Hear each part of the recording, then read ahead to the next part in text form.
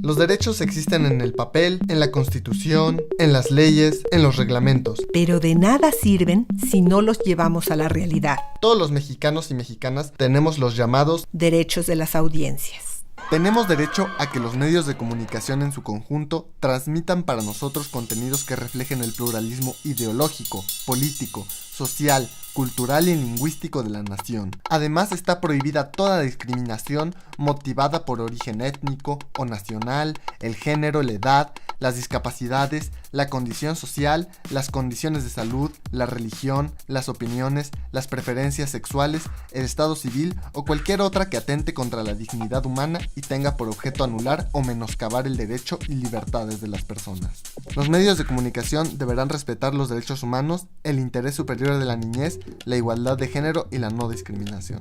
La Ley Telecom habla de los derechos de accesibilidad para personas con discapacidad auditiva en televisión y obliga a que el programa informativo de mayor audiencia incluya el audio en lenguaje de señas mexicano, subtitulaje oculto o bien traducción al español oculto. Pero los derechos de las audiencias vulnerables no solo se centran en la discapacidad auditiva. La no discriminación incluye en realidad el acceso a la información de todos los grupos vulnerables y limita el uso de estereotipos denigrantes.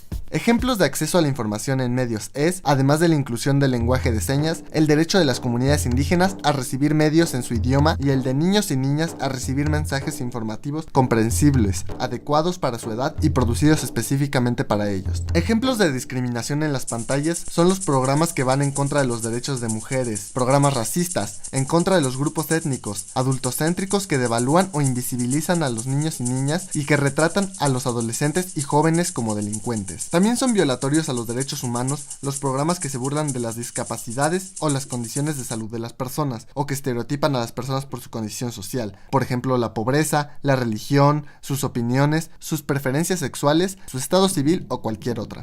La libertad de expresión no puede basarse en denigrar a los demás ni en violar sus derechos humanos. Para cumplir este tipo de principios, en Canadá, por ejemplo, hay una televisora financiada por el Estado, de alcance nacional, que transmite y produce programas creados por, para y sobre los pueblos indígenas de Canadá y los Estados Unidos, como reconocimiento por ser los primeros habitantes de Norteamérica. En Alemania el canal Kika hace lo mismo pero con niños y niñas. Desafortunadamente, no podemos decir que se haga lo mismo en México. Existen solo 21 pequeñas radios indigenistas apoyadas por la CDI en un país con 8 millones de indígenas y 120 millones de habitantes. 11 niños apenas llega a un poco más de la mitad de los mexicanos. Tiene entre el 8 y el 10% de rating. Además, no tiene dinero suficiente para producir nuevos materiales. Los grupos vulnerables en nuestro país aún esperan sus derechos informativos.